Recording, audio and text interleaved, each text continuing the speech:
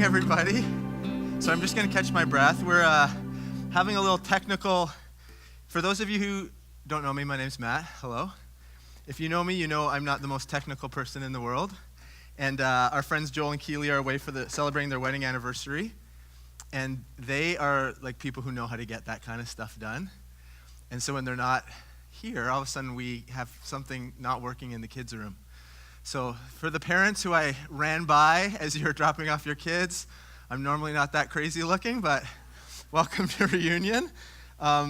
If I get some teachers come running in, we'll have to figure this out together. But that's what being together is all about. So it's good. Welcome here. Good to see you. I just got to clear my mind. Say hello to your neighbor. I'm going to have a sip of coffee, and then we're going to restart. That was a quick hello. Okay. All right, so we, a couple weeks ago, started this series on the Sermon on the Mount, looking at Matthew chapter 5, 6, and 7. And as followers of Jesus, if we're here this morning, we would say, yes, we've decided to follow Jesus. This is kind of our manifesto. This is what it looks like to be the community or the group of people who come around Jesus, who follow Jesus. And this is what orders our life and shapes how we make our choices, the ways we move together, the decisions we make. All these things are wrapped up. And this key teaching, the sermon on, what we call the Sermon on the Mount, is like packed full of important things. And so that's why we're going to take our time over the next while just picking this stuff apart. So we started that a couple weeks ago. Last week we talked about the Beatitudes.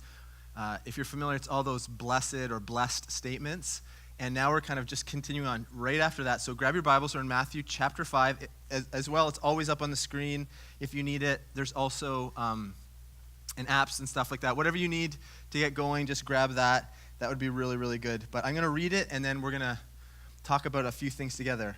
Before I do, I want to mention just a couple. Ange gave us some really good announcements. I just want to mention a couple things that, from my side, are really, really important. One of the things that we love to do in community is to create space when we meet on Sundays for people to share their stories. And we think it's a really important part of stopping and listening and paying attention. We all have things going on in our life. We all have a sense of connection spiritually with Jesus. Or we at least say, if we're hanging out here, we're interested in the things of Jesus, open and exploring. We're kind of all in different places. And one of the most important things we do is to stop and take time to listen to those stories. And so after a summer of doing all kinds of different things, we didn't have anyone share their story. And now that we're getting going again, we want to ramp this back up again this fall. And so this, you can help me out in two ways. There's another slide with my phone number on it, Alex. Bing! So now you'll have it. So this can work in one of two ways. I can be chasing down whoever comes to mind, and we'll build a schedule, and you'll know you're on the second Sunday of November, which is really great. I will chase you. I will ask, invite you to share. You can also be proactive with that number right now on your phone. Send me a text. Say if you're willing to share. Let me just say, though, we're not looking for people who have it all figured out. We're not looking for people who have all the answers. We're looking for people just to be honest about life and about faith and about the journey. And because we believe that as people are honest about their own experiences, that we learn from that together. And God uses that to bring us together in community. And so I know it can be a daunting task to think, how am I going to stand up in front of someone and what am I going to share about faith or about my relationship with Jesus or about my struggles? And I will help you with it as much as I can, but we just want it to be regular people sharing life with each other. So being storytellers is a big part of that. So please consider, and I will hound you, I will chase you, I will invite you. You can say no, you can totally say no. And then in a few months later, I'll ask you again, and that's the kind of the dance we're going to play. So it'll be really great. The second thing is, I have a picture here from beginning of September 2014. This was, I think, if not the very first, one of the very first gatherings we had in our living room when we were getting ready to start this church. It was before we had the name Reunion. We were just hanging out, praying, wondering, singing, sharing communion, having the sense that God was leading us to plant a church, to start something new in Oakville without any idea. There's a lot of people in that picture who are no longer here, and for lots of great reasons, and there's a lot of people who are sitting here who are a part of that living room time. They're all different seasons and times that are wonderful. I just want to celebrate something and let you know about something that I think is really important for us. At the stage we're at as a church, where we're heading, is that from this living room to now, we've kind of grown, we've experienced lots of things. People have decided to follow Jesus for the first time. We have babies being born now. We have lots of people who have gotten married. There's lots of different life things that have happened. We haven't had a a death directly in our community yet, but we've had lots of different seasons of life and things happening, which we celebrate. We also know it's time to take the next step in terms of leadership and stewardship of our community. And so towards the end of the summer, all spring and summer, I've been praying and thinking about people who I'd like to invite into the conversation of what a leadership team looks like at our church. It's nothing formal, but in a way of saying, can I get a few people together intentionally to talk and to pray and to consider what God is doing in our community, looking for trends and things that we've recognized before and also helping us think ahead. So I invited a bunch of people to consider this. Lo and behold, some people said yes, which was amazing. And so we had our first meeting this week at our house, and I just want to introduce you to the team that's going to help, at least for the year, help us sort this out. So just working my way around, John Barnett, you guys will know, and Bobby and Angela, being Angela, Lindsay, and Kyle, and then me. It looks like I have a grumpy going on or something. I'm not sure what was happening in that moment. But these are some people who, at least for this next season, between September and June, just for that period of time, are helping us think about what does having a formal leadership team look like at the church. And so I just want to celebrate that with you and let you know that I think this is the next step of being family together in terms of sharing ownership and leadership and listening to God together. And to me, I'm really, really excited about it. I want to get better in using my gifts to serve the community, and I need people who are great at different things to help be a part of that as well. So anyways, I just want to celebrate that and mention that to you guys. Okay, Matthew chapter 5, let's jump in and read this together. This may be a familiar part for some of you. This may be the first time you've heard it, but here we go. Jesus is teaching to the people gathered around him, and this is what he says in verse 13. You are the salt of the earth, but if the salt loses its saltiness, how can it be made salty again? It is no longer good for anything except to be thrown out and trampled underfoot. You are the light of the world. A town built on a hill cannot be hidden. Neither do people light a lamp and put it under a bowl. Instead, they put it on its stand, and it gives light to everyone in the house. In the same way, let your light shine before others, that they may see your good deeds and glorify your Father in heaven. So a few weeks ago, I was not in the best of moods. I'm sure that's a huge surprise for you to hear that maybe I was fairly crusty, ornery, short with my kids. I wasn't in a great space. I don't know what was going on. I can't even remember. But my kids used this phrase to describe me, and they said, "Man, Dad, why are you so salty?" Have you ever heard that phrase before? Okay, so maybe I'm just like had my head under a rock. I had no idea what they were talking about. But they kept saying, "Man, why are you so salty?" And salty is this idea, I think, of being like crabby and ornery and kind of like acting like you're like ticked off, like you're just not in a good spot. So I was salty, right? And so they were like saying this over and over, and I thought, oh man, I guess I have been. I'm not doing a great job as a dad in this moment, and Bobby and the kids will tell you that I definitely have moments like that where I am salty in a bad way. The best thing about being a dad, though, is when you turn around their phrases that they're using to describe you back on them. I really love that. So now, like over the last few weeks, anytime they're doing something that I think is not great, I say, "Man, why are you being so salty?" Which totally disarms the word for them, and now they never want to use it again. So now I'm never probably going to be salty again, but they definitely are. But this idea of being salt, what is Jesus talking about when he talks about you're the salt of the earth? What on earth is going on? So I think in order to kind of catch a picture of this, we have to talk a little bit about the ancient world and the context for salt, where salt was this universally valued item. It was widespread that this was one of the most important things of life. When you think of salt now, we're probably not thinking in terms of, man, that is so important to life, although it is. They had this essential high value for salt. An early Jewish writer, a few hundred years before Jesus was born, said it this way. He said, "Basic to all the necessities of human life are water, fire, iron, salt, fine flour, milk, honey, wine, oil, and clothing." Kind of captures it all there. Think about that. So they were always, even in the list of the most important things for life, salt is listed. The ancient Greeks talked about this divine connection between salt, that salt was something that comes from God, originates from God, is part of this substance of the divine. They had this really close association and divine association. The Romans used salt as currency. So soldiers would often be paid, this is going to sound weird, paid with salt. That was like the currency to pay a soldier for their work. So maybe this would ring a bell a little bit. If a soldier wasn't doing what they were supposed to do, you'd say, he's not worth his salt. That's where it kind of originates. Have you ever heard that phrase? You're like, oh, you're not worth your salt. It's like, you're not worth what you have coming to you. Another kind of maybe more popular phrase when we think about like just genuine like goodness of people, sometimes we say, oh man, those people are the salt of the earth. Have you ever heard that? Have you ever used that phrase? No? Give me a little bit. Yeah? Yeah, so when someone is like really genuine and loving and just has this real vibrancy about them, you'd say, man, they're like salt of the earth. Those are wonderful people. So in the ancient world, salt had a really important marker in their consciousness. There was two kinds of salt, though. There was a pure salt that was derived by evaporating really clean water from the Mediterranean. You'd have almost a pure version of salt. It was very, very expensive and very rare. And then you kind of had the junky, run-of-the-mill, anyone can get it kind of salt that came mostly out of the Dead Sea that, yes, it did contain salt, but it also contained other compounds. Other minerals were a part of it. So you would say, we have salt, but it's kind of a mixture of a whole bunch of other things that are happening there. And so I have a list of possibilities when Jesus is saying you're the salt of the earth. I want to run you through a number of possibilities that might have been stirring for people when they hear it. Okay? So the first one is religious practice. So salt was believed to have this form of purity to it, this holiness to it. It was used in the sacrificial system, both in the Jewish tradition and also in other ancient practices, where salt was used in exchange or offerings to God, sacrifices to God. In Leviticus, we read this, even from the Old Testament. It says, season all your grain offerings with salt to remind you of God's eternal covenant. Never forget to add salt to your grain offerings.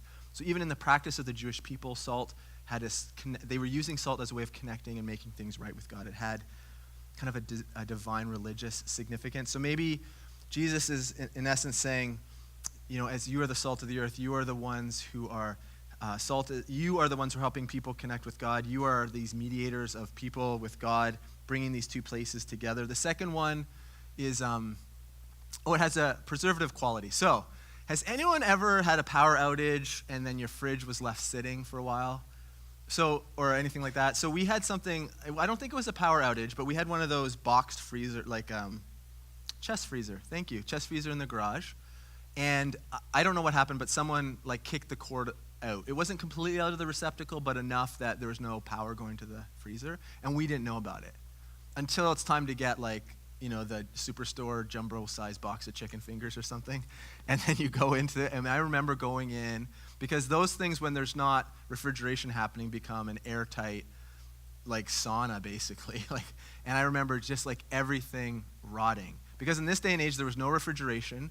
So meat, when it was killed and going to be sold, or fish as they were caught, they would be rubbed down with salt to act as a preservative to keep them from rotting, to preserve them and make them last longer. So maybe Jesus is saying, like, you are the salt of the earth. You are helping the world and the earth around you, preventing it from rotting or decaying. That's your role. That's another idea. The third one, fertilizer. So some farmers would throw this salty mixture compound out into their fields in small doses, believing that it would help the soil, the nutrients in the soil, the makeup of the soil, that would help produce better crops.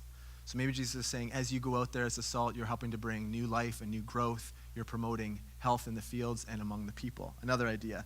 Another one, as a condiment. So it's like the old, pass the salt kind of idea, right? So some people, are there any fans of, like, real fans of salt on your food? People? Yeah, there's some people who, before they even taste it, add some more salt, right? It's like the go-to. I don't know if you guys are like that. It's like when you order, have you ever ordered McDonald's French fries and you watch the amount of salt they put on it? They basically have a bucket with huge holes in the bottom that they like shake over the fries, which is delicious. I am not slacking it at all. Amazing. But some people, as soon as they get those French fries, crispy, golden, delicious, covered already in salt, their first word is, pass the salt. Like, their instinct is, we have to add more salt.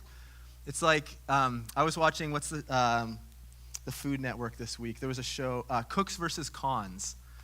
And I don't know if it's like totally a waste of time, but there's some cooks cooking and there's some real chefs cooking, and the judges, as they eat their dishes, are trying to determine who's a real chef and who's a con. Cooks versus cons. And I remember even this week, one of the judges was tasting, he said, it's really good, but you should have added a little bit more salt. It would have brought out the flavor a whole lot more. So maybe Jesus is saying, as you are the salt of the earth, you are bringing this flavor and vibrancy. You're helping what's good become better. You're bringing things to life in new ways. Think about the way salt flavors food and it just helps it all pop. That's your role, maybe Jesus is saying that idea. There's also a medicinal or a healing quality to salt. If you want to do any fun reading, you can look at ancient practices, ancient medicines involving salt. They had all kinds of ideas where they'd mix salt with cow's milk or with honey or with other substances, believing it would help. Topically, they would rub it on things. There was these drinks they would make, thinking that it would help women when they were in labor to give birth more quickly. Salt was used in a mixture as a laxative. They basically used salt for everything. It was the thing. Have you ever had a canker? I don't know where this started, where when I had cankers as a kid, my mom was like, oh, just put some salt on it. Have you ever done that? Man, that like makes your eyes water, right? Like cankers are already sore enough, and then you take some real chunky salt and you just grind it in there. I'm not sure if that helps. I feel like it's like a hot iron. You're more cauterizing it than anything. But anyways, had this sense of medicine or healing. So maybe Jesus is saying, as you are the salt of the earth, you are the one to bring help and healing and wholeness to the world around you. But then Jesus goes on to say, he says, you're the salt of the earth, but if the salt loses its saltiness, how can it be made salty again? It is no longer good for anything except to be thrown out and trampled underfoot. So what's going on there? So again, back to these two kinds of salt. So most people would have this impure version of salt that came out of the Dead Sea.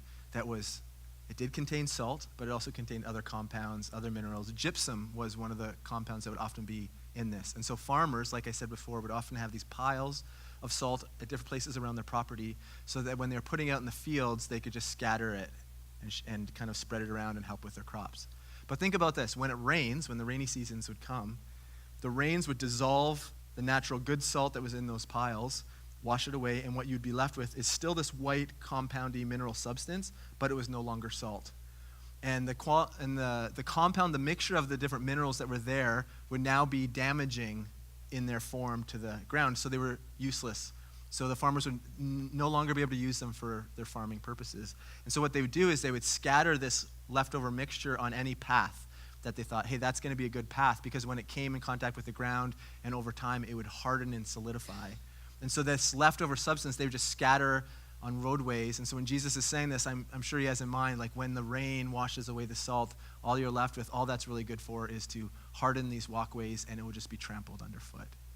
Salt loses its saltiness. You're left with this other impure substance that might as well just be walked on and trampled on. Then he goes on. He switches metaphors here, and he goes to light. He says, you are the light of the world. A town built on a hill cannot be hidden. Neither do people light a lamp and put it under a bowl. Instead, they put it on its stand, and it gives light to everyone in the house. In the same way, let your light shine before others, that they may see your good deeds and glorify your Father in heaven. So, clearly, when you want to give light to a bunch of people, your first instinct isn't to light a candle and then to cover it up. Think about maybe the last time you lost power somewhere and you're scurrying around the house trying to find some candles or a flashlight, things like that. When you get it, you try to put it in the center of the room to give as much light as you possibly can. This summer, there's this huge storm. We were with my family up in this cottage that we rented from Airbnb, and I was driving. I wasn't actually at the cottage at the time when the power went out, but Bobby and all the kids and my parents and brothers, anyway, everyone was there, and they were like scurrying around trying to find whatever candles and flashlights they could find in order just to give enough light to play cards or whatever they're going to do, riding it out until the power came back. So you think about when you light a candle, you don't put it up on a stand and then cover it with a bowl, because that really is defeating the purpose. Think about a big city up on a hill. Or have you ever driven where you're driving somewhere you're really, really far away from a big city, and it's really pitch black at night, but as you're getting close and you're approaching the city, you can see like the glow of the city off in the distance. Have you ever experienced that? You're like, I don't know exactly where the city is, but I can tell there's a light on the horizon way out there. You know that the city on a hill, the city in the distance, this light off in the distance, that there's a light there that kind of cuts through the darkness and shines through. When I was thinking about it a little bit, I often jump to movies. I was thinking about in the Lord of the Rings, I don't know, like I'm not a Lord of the Rings nerd or anything, but I appreciate the movie, so you guys will tell me where I'm wrong here, because I know there's some enthusiasts in the room. But you know when they're like lighting the signal fires and it goes from mountaintop to mountaintop to mountaintop? I know there's probably a name for that scene, and you know everything that's happening. All I know is they were lighting the fires because it was really important. But, from a very far distance, when a light is lit on the top of the mountain, it's visible and it's able to be seen, and you can see it from a long way off. So Jesus is saying, you are the light of the world. Our very purpose isn't to be hidden. Our very purpose is to give light, to break the darkness, to be visible, and to be seen. Jesus often refers to himself as being the light of the world. For instance, here, John chapter 8, Jesus says this. In a different teaching to people, he says, I am the light of the world. If you follow me, you won't have to walk in darkness, because you will have the light that leads to life. The very purpose of why we exist, Jesus is saying, is to give light to those around you. You don't light a light and then hide it from those in the vicinity. It is completely against the purpose. Haddon Robinson is an author and writer, speaker. He says this, Jesus did not call us to be magnificent chandeliers for people to admire. Our purpose for giving light isn't so that people can then say, oh, look at them, aren't they just amazing? These beautiful chandeliers of light. Rather, he called us to be a single bulb in the back hall to keep people from breaking their necks when they go to the bathroom in the middle of the night. He called us to make a difference in the darkness. Doing so makes us significant. When you're a little kid, the best light you possibly have is that little night light that costs 99 cents. Because that's what you just need in the middle of the night to help you find the way. It's not this glorious, fancy thing, but it's there in the right way, serving its purpose at the right time. When he says light of the world, I don't want to get too far down the road here, but I think there's this anticipation of mission that's woven into this. If you know the story of the early church, how it got started in the beginning of the book of Acts, as it tells the unfolding. After Jesus' death and resurrection, Jesus is once more with his followers, and he's giving them this commission, this charge. He's giving them instructions on who they are to be to finish off and continue the task that he has started. And he says that they will be the witnesses into Jerusalem, Judea, Samaria, and to the ends of the earth.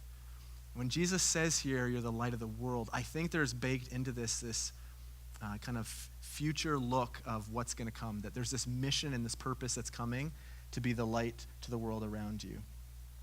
So here's what I want to do. I want to just give us some time to chat. So if you're new here for the first time, again, welcome. We want to, or we like to every week, or most weeks when we can, is to just take a few minutes, 3 to 5 minutes, to meet some people, circle up, invite people to join your group, and just to have a little conversation. We just read those few verses. I just unpacked it a little bit, but we want to get you guys just talking a little bit about that part of the story and just discuss these kinds of things. What stood out to you? What's puzzling? What are you wondering about? What does it make you think about? What's challenging about it? Anything that comes to mind, talk about those things. We're going to give you some time. If this is the worst possible thing for you because of your personality, you can grab another coffee or check your email, whatever you want to do.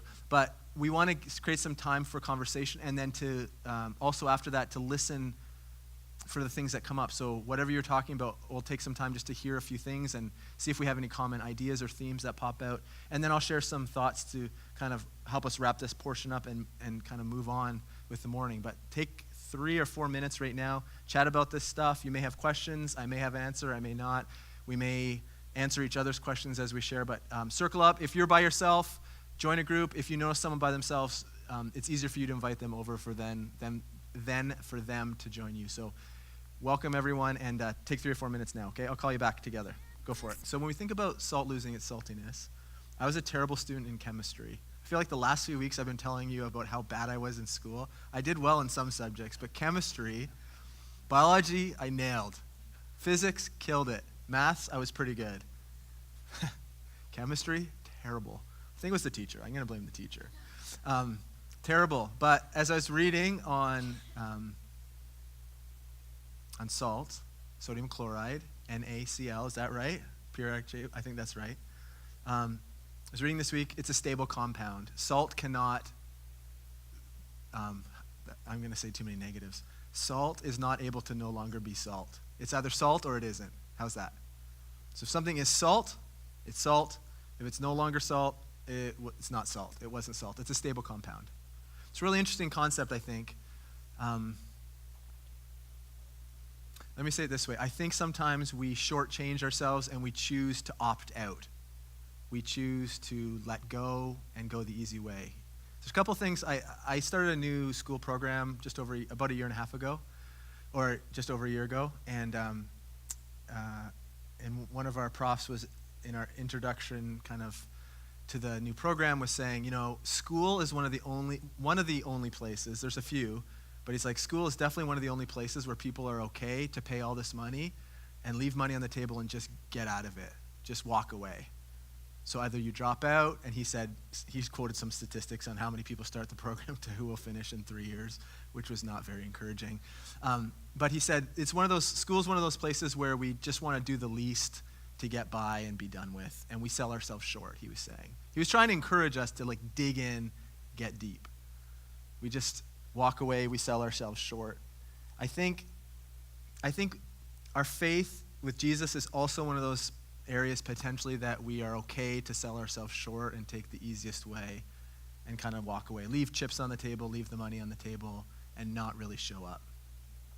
And I do feel like this is the heart of what Jesus is getting at, is that you're either a follower of Jesus or you're not. You're either salt or you're not. You're either a light in your community, to your friendships and relationships, or you're not. When you said, you are the light of the world, I think Jesus is in fact commissioning and encouraging and calling out a sense of purpose and identity in those who are listening. And we carry on that tradition. You are the salt of the earth. You are the light of the world. What does that make you think about? Are you salty? Are you giving light? What does it mean to be salty? Don't get hung up. I know I walked us through a number of scenarios of what maybe salt could look like and what Jesus was referring to in the ancient world. Don't get hung up on one of them. Think about them all as a package in terms of essential and needed for life. What if we were to believe that we are exactly what the world needs? You are the salt of the earth. You are what the world needs for all these reasons. You are the light for all these reasons. For the light, why would we put it on a stand and then cover it up with a bowl? What would the point of that be? Why do we sometimes choose to sell ourselves short of being salt and light? Because then we just become worthless and we just blend in with everything else around us. Let me read a few. I was gathering so many great quotes this week from people. Let me read this one, another one from Haddon Robinson. He says, if salt loses its distinctiveness, it's worthless. And that's true of those of us who are citizens of the kingdom and are called to be salt in society. If we lose our unique Christian qualities and become like society, we make no impact. We become the problem instead of the solution. Maybe we become like that gypsum compound that just is tossed away and we just make things worse or harder or difficult. Bonhoeffer, I love Bonhoeffer, he says this, the followers are a visible community of faith. Their discipleship is a visible act which separates them from the world. Or it is not discipleship. And discipleship is as visible as light in the night, as a mountain on flat land. To flee to invisibility is to deny the call. Man. To flee to invisibility is to deny the call. To cover up our light is to deny the call. Any community of Jesus which wants to be invisible is no longer a community that follows him. Man, do we sell ourselves short? Do we slink back? Do we want to lose our saltiness? Do we want to hide our light? Why do we do that? How do we do that? I feel like I said this a couple weeks ago, I think this is a big year for our church. It's like a growing up year for us in a lot of ways to discover what does it mean. And I think this is one of the key parts for us, is what does it mean for us to be salt and light? What is that going to look like for us? Because we're kind of beyond the stage of can we do this? We've moved from the living room to the moonshine, to the Performing Arts Center, now to here, and it's all great. So great. People have followed Jesus for the first time. Our friends have been asking amazing questions. We've been doing some things. We're starting to get involved in more ways in our community. But if this is all it is, then what are we doing? What does it mean for us to be the salt and to be the light for our friends in this community? McKnight says, our task then is to represent God, to mediate God's goodness, God's grace, God's holiness, and God's justice to this world as those who represent God. You are the salt of the earth. You are the light of the world. Salt and light, then, are about not just what we do, but who we are. It's that whole identity piece that you guys talked about. It's not just something we put on or play with. It's who we are. We either are light or we're not. We're either salt or we're not. We're either saying, yes, we're following Jesus with our whole selves, or we're not. That's like about as boom, boom as we kind of get. And so my thing is, what does that look like for us then? So we want to talk about it at our midweeks. We want to discuss it more. This isn't about making all these judgments or ideas on here's what it's looked like, here's our top 10 things. But I think it is something for us all to consider first personally. So we're going to give you a moment. Drew's going to come. We're going to sing. Just going to let you sit in this moment of reflection on what does it mean to be called and to move forward and to be salt and to be light. And I want you just to think for a moment, just to be quiet. But what does that look like for you? How do you become a little bit more salty? Not in the ways that my kids make fun of me when I'm a grump, but to bring that salt and that light, that goodness, that preservation, that healing quality, the thing that promotes growth and life, that brings the aspects of the kingdom and helps them pop. What does that look like for you? And then what does that look like for us? Maybe think about those two themes. And we're going to sing, and then I'll come up and I'll set up communion in a minute. But I just want to give you a minute because we believe that as we have open conversation that God is working and speaking and teaching us. So if you don't know what that looks like, it feels weird to say, how do I be quiet before God? Just think about it this way. Just say, God, what should I think about? And see what comes to mind and allow your mind just to be open. We believe prayer is this way that God brings transformation and connection with God. And so just open yourself and say, God, I'm not sure you're real, but I'm here. I want to listen. And if you've said yes to Jesus, if you're a follower of Jesus today, then push into that and say, Jesus, what does it look like for me to be salt and light and to really be those things in my relationships? What if your workplace needs you to be salt and light in a way you've never been before, or your school, or I don't know why my mind went blank. Wherever you are, wherever you hang out, what if that's exactly what you're supposed to do, is to bring salt and light into those places, to bring Jesus into that place? And what does that look like?